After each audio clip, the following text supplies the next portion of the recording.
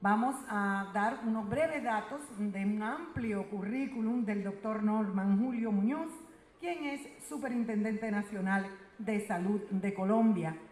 Se ha manifestado de una manera alegre inmediatamente que ha recibido nuestro llamado, ha estado presto a venir aquí a la República Dominicana. Ha servido a su país como administrador público y también ha estudiado, se ha preparado para ello, es importante. Tiene un magíster en Economía de la Universidad Nacional de Colombia, así como también su título de Administración Pública. Ha desempeñado cargos importantes como de viceministro de Protección Social del Ministerio de Salud, también director administrativo de fondos del Viceministerio de Protección Social y de la Dirección General de Financiamiento del Viceministerio Técnico de Colombia. Además, asesor nacional del Programa de las Naciones Unidas para el Desarrollo, el PNUD. Igualmente, del Centro Nacional de Consultoría, así como ha sido consultor de la Corporación Financiera Internacional, ocupando varios cargos en el Departamento Nacional de Planificación. Tiene más de 30 años de desempeño y de experiencia en este sector. El doctor Norman Julio Muñoz abordará el tema Sistemas de Seguridad Social en Colombia, desafíos, retos y tendencias. Un aplauso para él. Debo empezar por agradecerle al doctor Pedro, estimado amigo, su invitación a este evento, a todas las autoridades de República Dominicana, a los asistentes en general.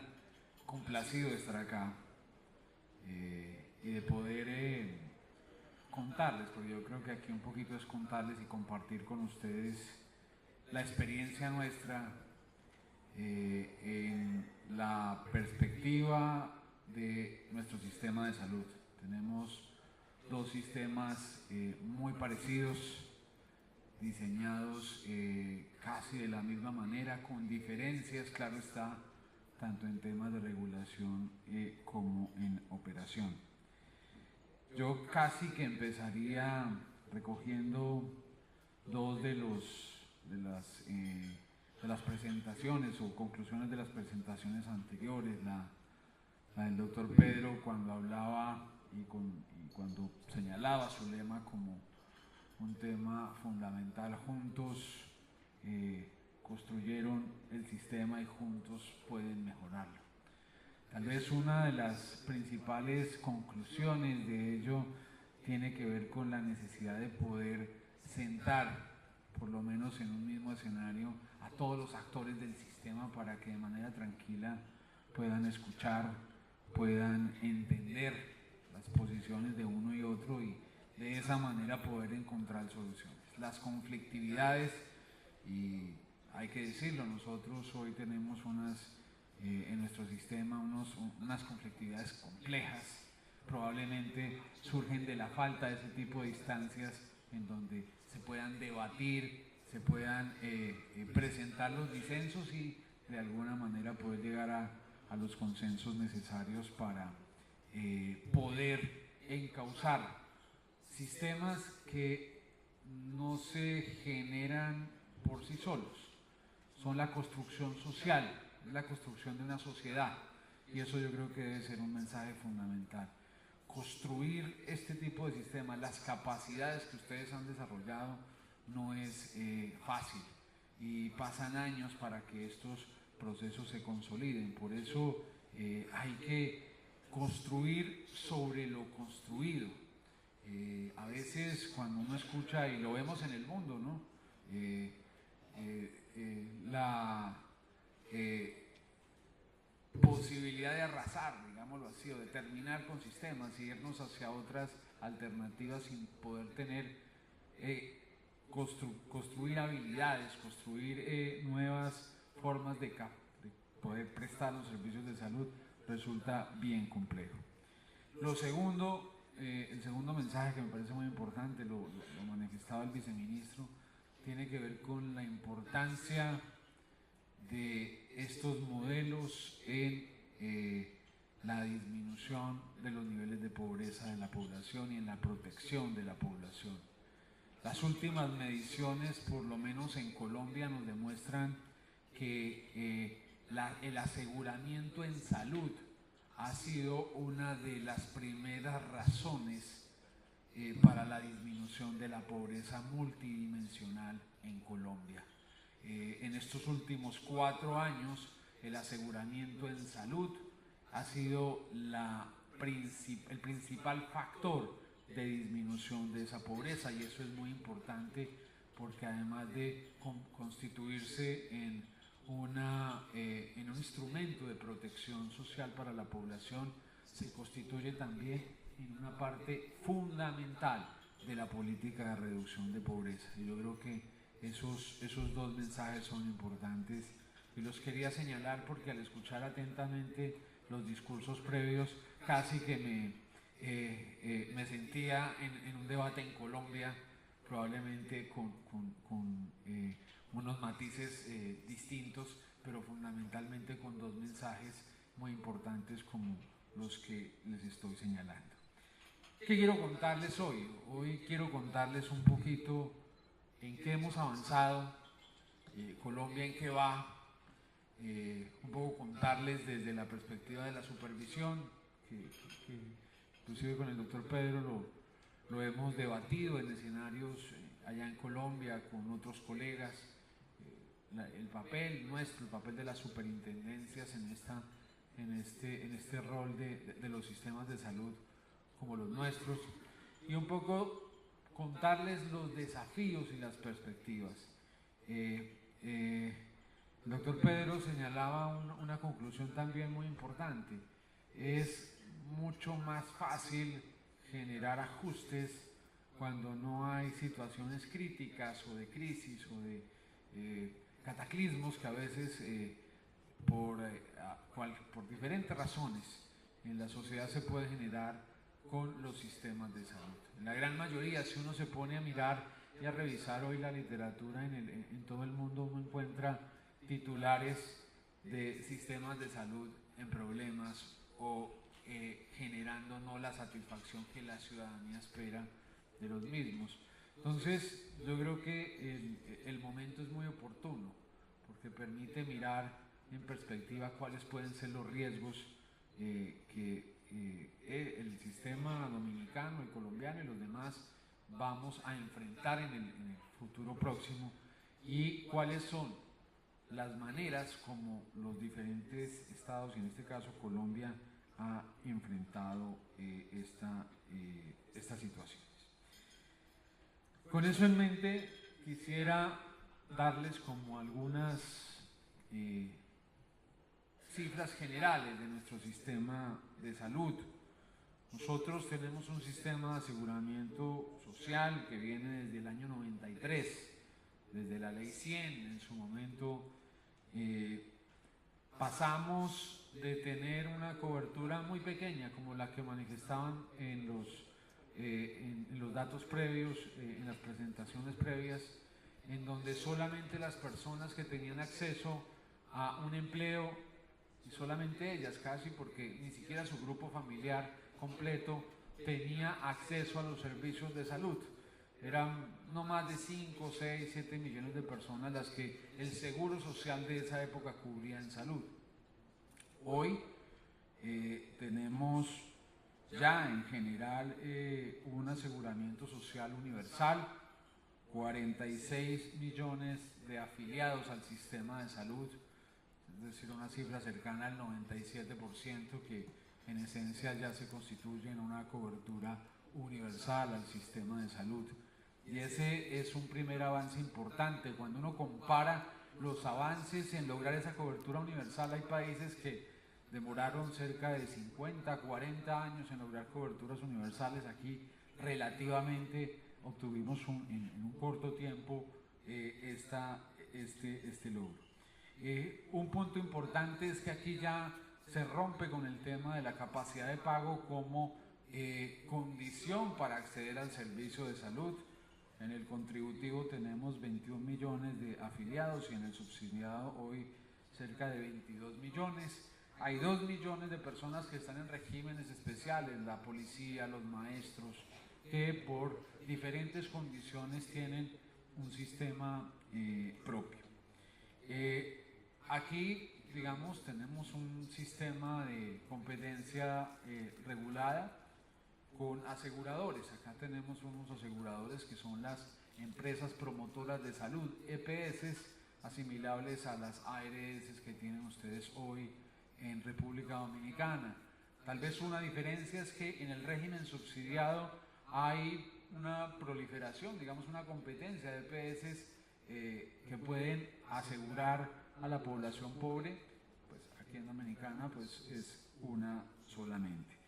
En el contributivo funcionan 14 EPS privadas que básicamente atienden a la población que tiene vínculo laboral y en el subsidiado 21.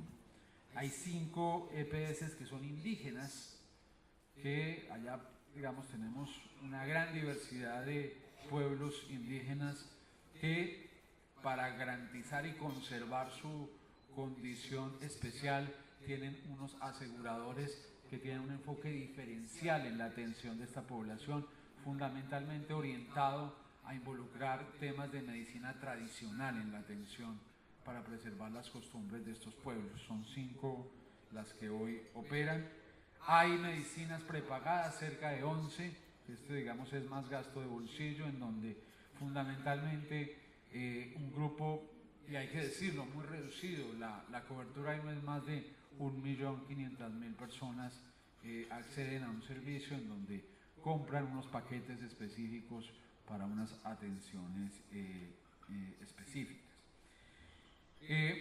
Uno de los temas importantes, y yo diría que es un logro que uno debería señalar aquí, es el tema del sector prestador. El sector prestador tal vez en Colombia, y uno lo puede confirmar cuando revisan el ranking de instituciones fundamentalmente privadas. En el ranking latinoamericano aparece una gran cantidad de IPS colombianas allí, de Medellín, de Bogotá, de Cali. Y tal vez uno puede decir que uno de los resultados de este sistema ha sido que las instituciones prestadoras han tenido un crecimiento importante. Hoy tenemos casi 900 prestadores públicos y cerca de 8.400 prestadores privados. 36 son acreditadas y 16 hoy están en las 40 mejores de Latinoamérica. Yo creo que ese es un tema importante. Allá también hay una tensión entre prestadores y aseguradores, pero hay que decirlo y debemos decirlo con orgullo, nosotros tenemos un sector prestador que ha venido creciendo y que se ha venido fortaleciendo de manera importante. Si uno pudiera resumir los avances del sistema, casi que uno los podría concentrar en estos 3 resultados.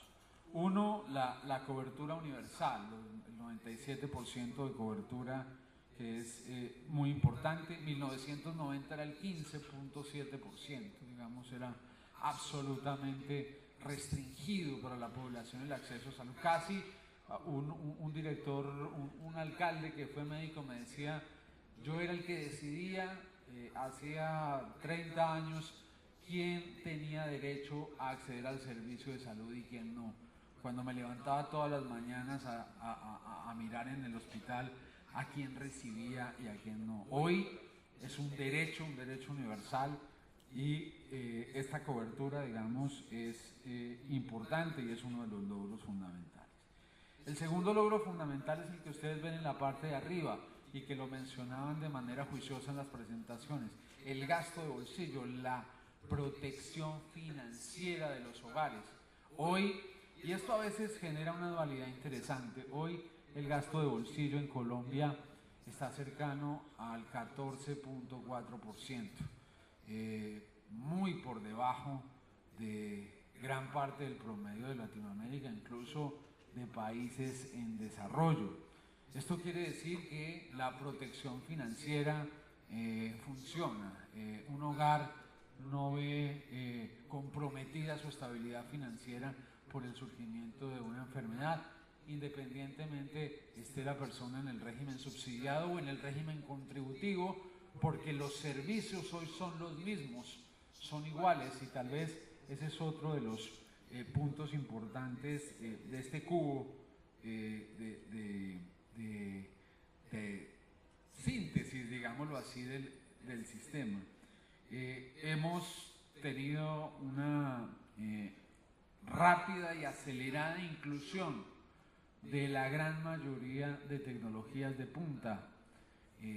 Ahí tenemos ya hoy nuevas, casi 649 medicamentos nuevos incorporados, 2.500 procedimientos, en fin, eso al final, digamos, también quiero en los retos presentarlo como un desafío que hay que tener en cuenta en el futuro, no solamente del sistema colombiano, sino de los sistemas en el mundo, y ahí hay tal vez uno de las complicaciones más difíciles de los sistemas de salud en el futuro.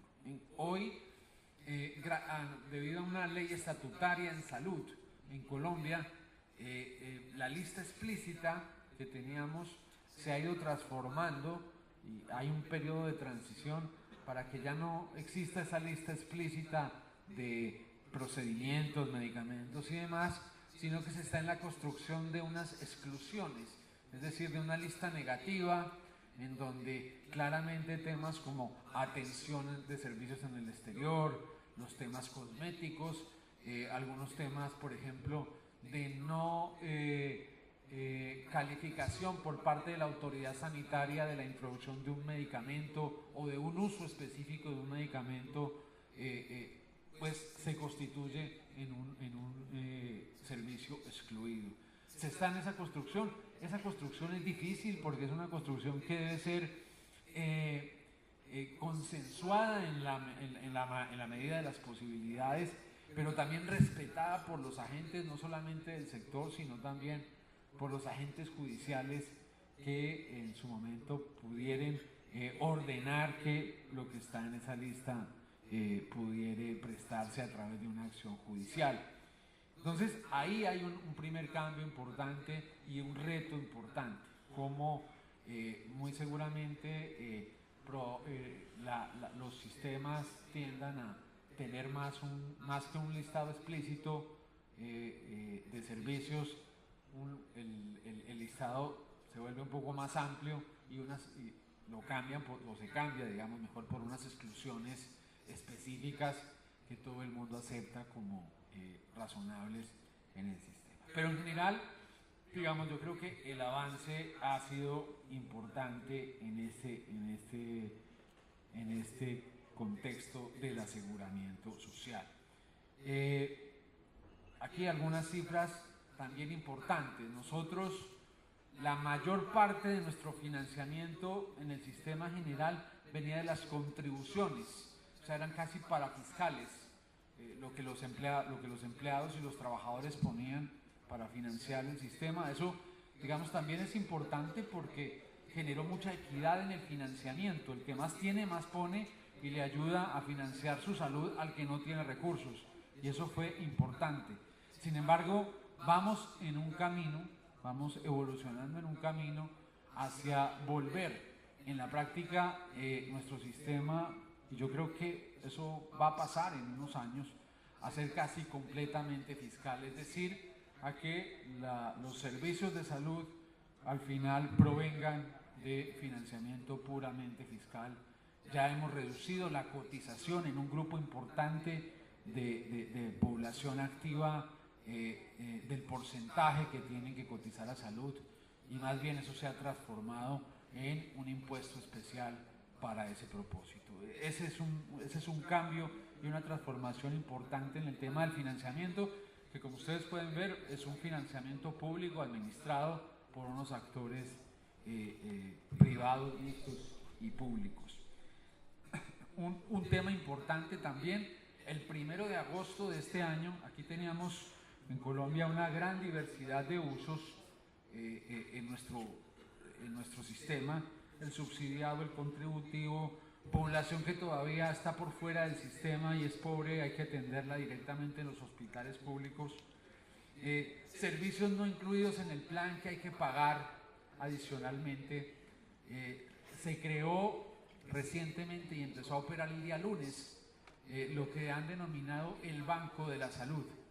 Es un administrador de los recursos de la salud, es una empresa industrial y comercial del Estado en donde van a llegar allá todos los recursos del sistema de salud, allá se van a administrar los recursos y va a ser la encargada, digamos, de girar, no de ordenar el gasto, sino de girar los recursos a los diferentes actores, ya sin todos estos cajones que ustedes ven aquí en la parte 2 de este gráfico. Eso va a ganar en eficiencia en la financiación del gasto, porque estos tantos cajones, digamos, tantas destinaciones específicas a veces lo que hacen es perder eficiencia en la asignación de los recursos, y ese también debo señalarles es un cambio fundamental.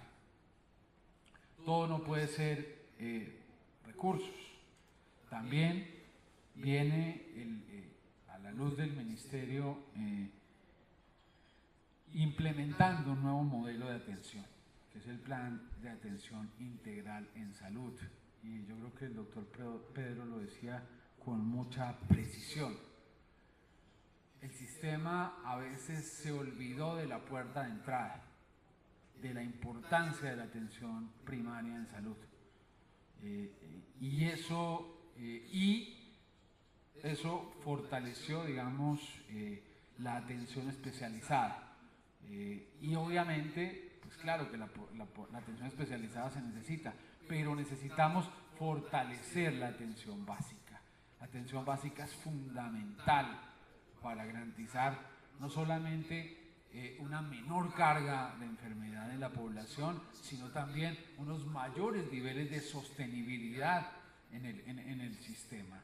Por eso, desde hace dos años se viene implementando este plan de atención integral en salud, que básicamente incorpora a los 3 actores del sistema, a las entidades territoriales, los departamentos y los municipios, a los aseguradores, que son las EPS, y también a los prestadores.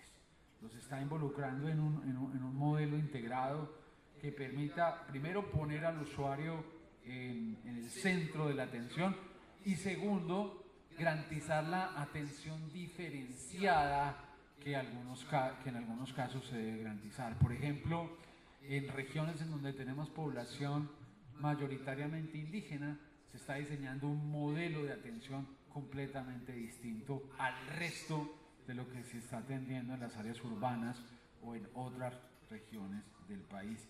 Con un tema muy importante y que ha sido debate, y probablemente aquí tenemos muchos médicos con este tema tan importante que es la autonomía médica, que ha sido tal vez uno de los temas más complejos, porque de entrada es un principio que se debe respetar, pero que también hemos dicho debe estar mediado por la responsabilidad y el autocontrol, porque de alguna manera estos sistemas, estamos ante un sistema público al final, y esto es, digamos, los recursos de todo el país, digamos, de todos los actores del sistema, y requieren que haya ese respeto de la autonomía médica, que sea el médico el que defina en su conocimiento cuáles deben ser las mejores, la mejor guía o la mejor ruta de atención del paciente, pero que lo haga también en un marco de autocontrol necesario. Hay 3 temas que yo creo hoy están en la agenda de nuestras situaciones complejas. El primero, la presión por la entrada de nuevos medicamentos en salud. Yo creo que ahí tenemos, y lo hemos vivido, gran parte de nuestros riesgos de sostenibilidad. Pero no, y aquí tiene que dar un mensaje claro, no es la entrada del medicamento per se. Por supuesto, si tenemos un medicamento que mejora las condiciones de vida y ahorra y acorta los tiempos, pues bienvenido sea.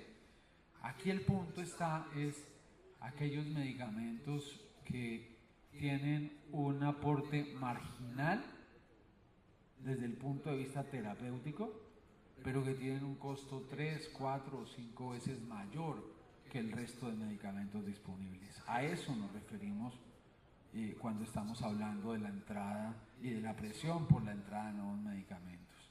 Y por eso nos tocó conformar un instituto, el Instituto de Evaluación de Tecnologías en Salud, que se encargue de alguna manera de decirnos, oiga, este medicamento es más o menos costo efectivo que este que está entrando al sistema. ¿Cuándo lo debe pagar el sistema? ¿Cuándo debe estar a cargo del sistema? ¿Y cuándo debe estar, si así se decide, por el gasto de bolsillo de las personas? Esa es una discusión compleja. Nosotros tuvimos, y ustedes ven ahí la cifra, ahí está expresada en millones de dólares, un crecimiento descomunal del pago de medicamentos que no estaban incluidos en el plan de beneficios. Y eso generó una gran inestabilidad financiera de nuestro sistema. Ahí, por eso la política del gobierno y del ministro Gaviria ha estado enfocada fundamentalmente a garantizar un control de precios de esos medicamentos. Recientemente, el ministro, hace unas 2 semanas, acaba de emitir una resolución reduciendo el gasto de un medicamento para la hepatitis C, que le iba a costar, sin esa regulación, un número importante de recursos al 70%. Una decisión valiente, difícil, ha sido, hay que decirlo también, un tema de tensión internacional, pero creemos que es la decisión correcta para proteger el acceso equitativo a este tipo de medicamentos y en unas condiciones, digamos, de razonabilidad. Y así se ha hecho con un gran número de medicamentos, sobre todo los medicamentos de última tecnología o biológicos, que son tal vez los que más impacto tienen en estos temas de costo. El segundo tema importante tiene que ver con la judicialización. Digamos, es otro de los aspectos importantes. Allá en Colombia tenemos la acción de tutela, que es como un mecanismo de amparo que los jueces le dan a las personas cuando las personas sienten que no tienen la posibilidad de acceder al servicio de salud. Y eso, digamos, cuando las cosas no funcionan, me parece razonable.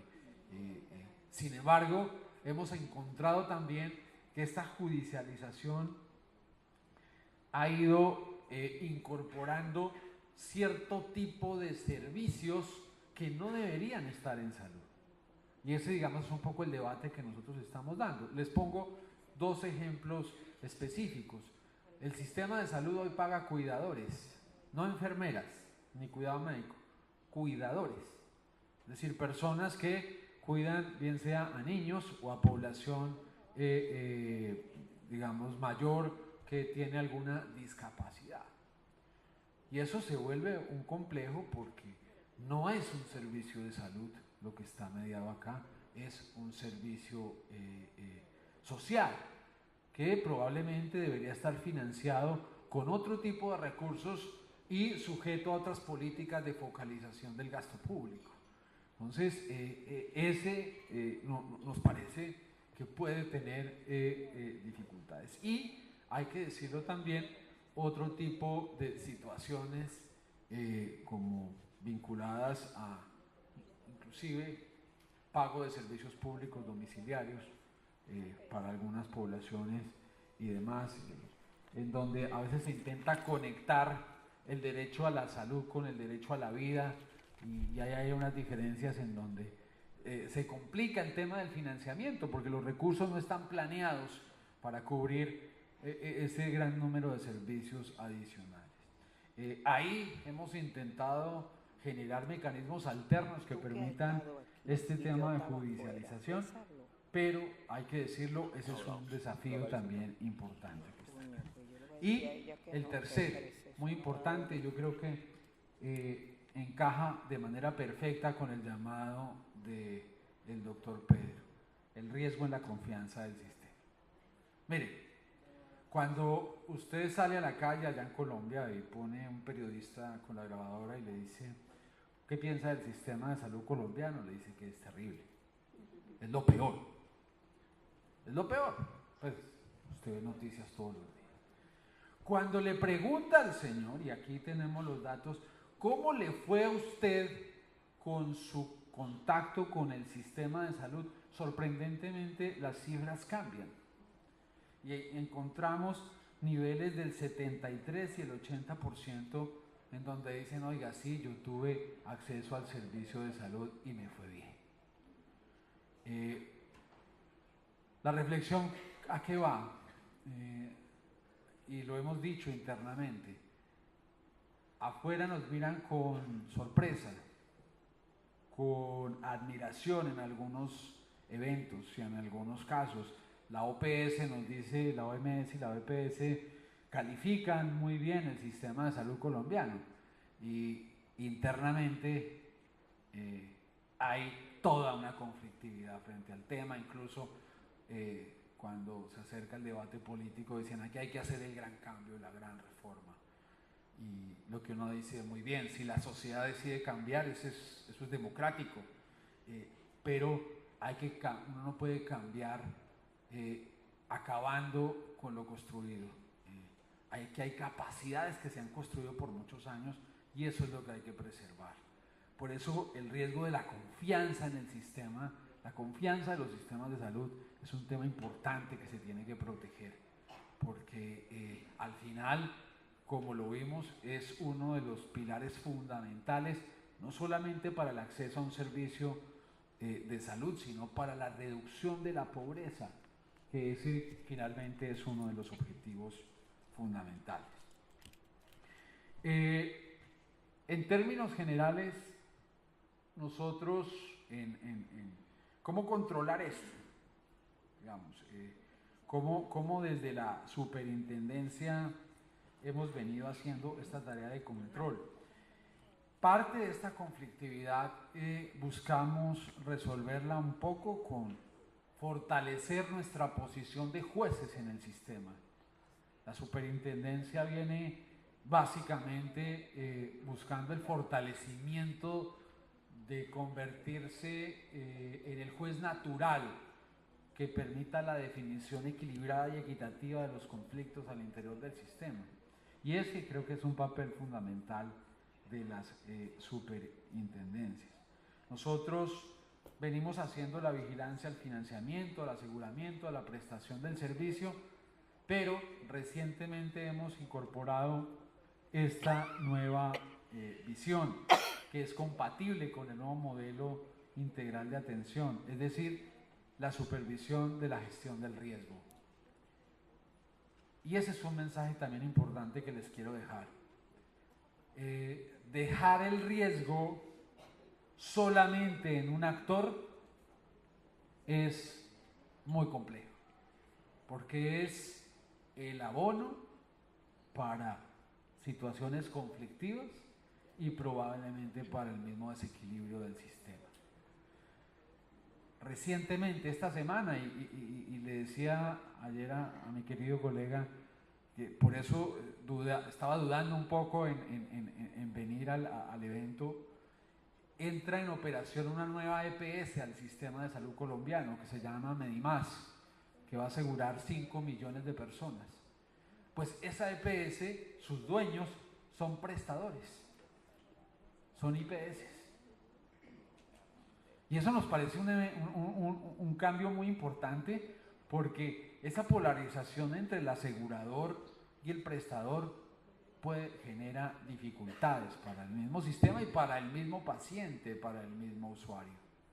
Por eso, entender que la distribución del riesgo tiene que ser entre todos de una manera equilibrada, porque aquí tampoco es sacar ventaja el uno del otro, sino compartir el riesgo puede ser el futuro también de que estos sistemas como los nuestros tengan sostenibilidad en el mediano y en el largo plazo.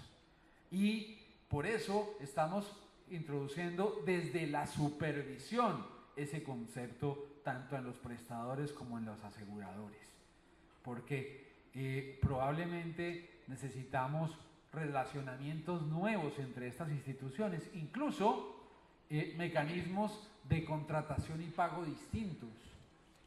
Allá hoy tenemos dos extremos.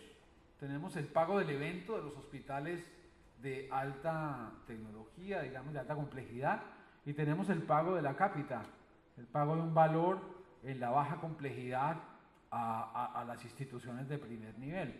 Tenemos esos dos extremos, y esos dos extremos lo que hacen es distribuir el riesgo probablemente de manera inequitativa entre los actores.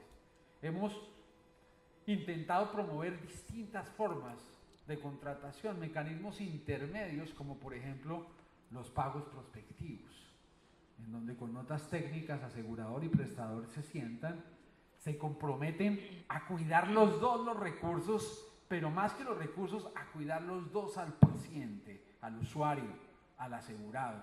Y eso al final acaba convirtiéndose en un efecto dinamizador y que empieza a ganar, no solamente en términos de sostenibilidad, sino también de legitimidad para el mismo sistema. Por eso, digamos, estamos migrando hacia sensibilizar al sistema con este nuevo enfoque, el enfoque de riesgos, que viene desde el modelo integral de atención que les señalaba de manera general anteriormente, y también, en este caso, de parte nuestra como vigilantes, como policía administrativa del tema.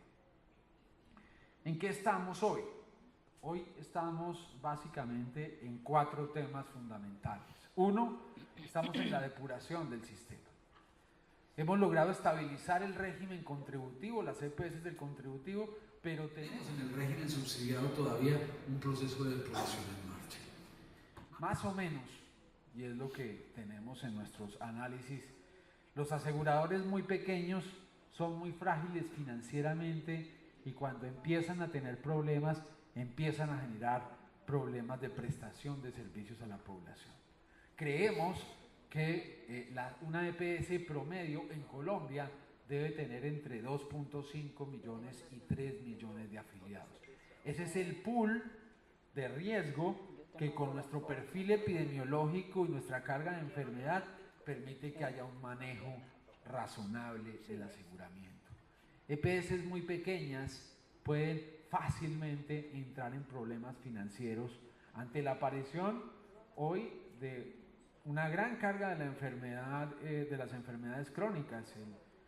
Casi el 70% del gasto que hacemos hoy en Colombia se va en gran parte en esas enfermedades crónicas, en cáncer, en los temas cerebrovasculares, en los temas pulmonares, en los temas que tienen que ver con el sistema circulatorio. El segundo, condiciones financieras. Hemos expedido una regla de condiciones financieras muy estrictas,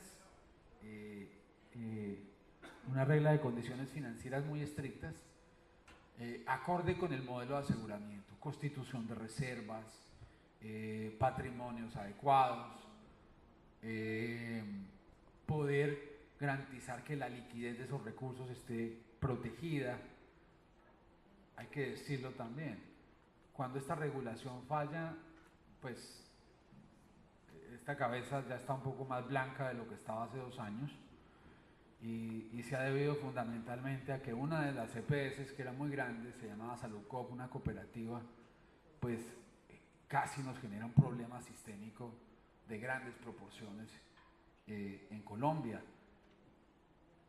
En parte, no voy a decir que de manera general, pero parte de eso tiene que ver con que no teníamos una regla de habilitación financiera que protegiera el recurso, como pasa hoy en los bancos, con la superintendencia financiera y demás. El tercer punto, el fomento a la transparencia del sector. Este tema de corrupción que ronda por nuestro continente tan complejo, tan difícil. Salud no se ha quedado atrás. Allá hemos descubierto situaciones críticas, difíciles, actos de corrupción, y eso al final acaba exacerbando en la credibilidad del sistema y de los diferentes actores, y acaba minando la responsabilidad.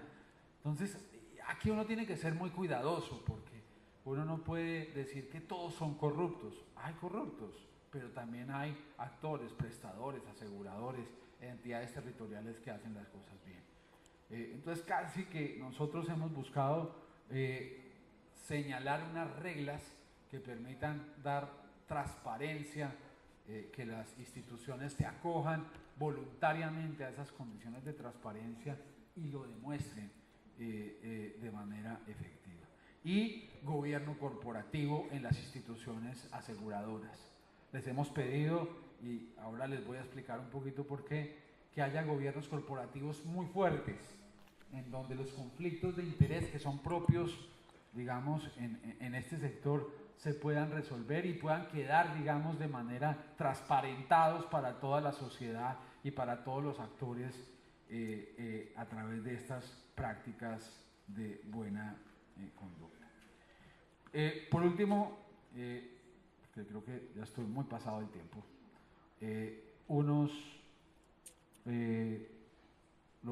como los retos, digamos, como las coyunturas y desafíos de nuestro sistema. Uno, la transición epidemiológica, que yo creo que ese es un tema que todos hoy estamos viendo en todos los países del mundo. Esto va a implicar que nuestros modelos de prevención deban ser muchísimo más activos.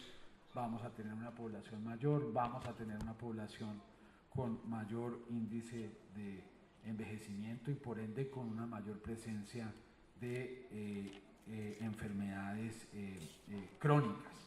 Y eso, digamos, puede generar los sistemas deben estar preparados para ello, deben irse preparando. Y no solamente en el tema de salud, a la par debe haber una política de atención social de esa población. No pueden ser los hospitales los sitios en donde las personas ancianas se queden indefinidamente porque no hay ninguna otra opción de cuidado o atención. Ahí, digamos, viene un gran desafío de política social para los diferentes países.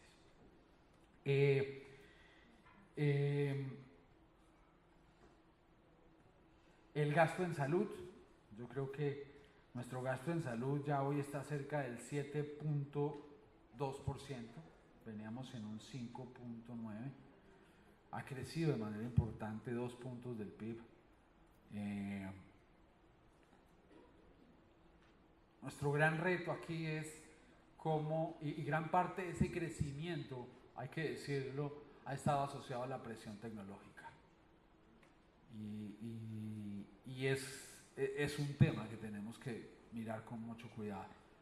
Si no controlamos adecuadamente la presión tecnológica, la sostenibilidad de los sistemas de salud, cualquiera sea el pagador, así sea un pagador puramente público o sea un pagador privado, se va a ver afectado por esta situación.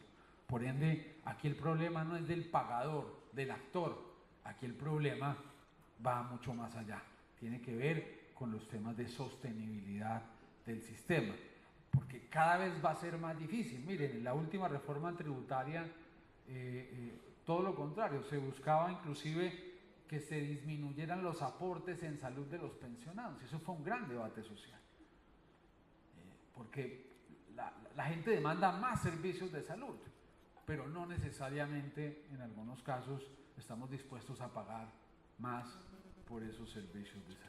Y eso genera una conflictividad interna compleja en ese debate. Hay un tema importante, hay estos 3 desafíos que son importantes. La integración vertical. Ese es un tema bien importante. Aquí entiendo es cero integración vertical. Allá en Colombia pasamos de ser, digamos, no había un límite específico. La ley de alguna manera fijó el 30% como el límite de la integración vertical. Miren, la integración vertical, y lo hemos dicho allá en los debates, no es buena ni mala. Y aquí no hay porcentajes mágicos. La integración vertical puede servir, en nuestro criterio, por ejemplo, para fortalecer la puerta de entrada de las personas al sistema. Y ahí nosotros creemos que se justifica que haya un cierto grado de integración vertical. Obviamente, esto implica unas acciones de regulación y control muy fuertes para evitar que aquí haya posiciones dominantes que afecten a uno y a otro. Pero ese es un debate en el que estamos. Hoy, por ejemplo, cuando los aseguradores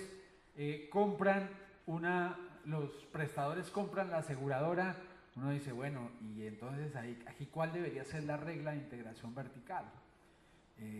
Es un debate importante. Uno encuentra Kaiser, que es una integración vertical del 100% funcionando bien, y encuentra otros en donde la integración vertical del 0, que funciona bien, pero que podría tener mejores resultados en ese sentido.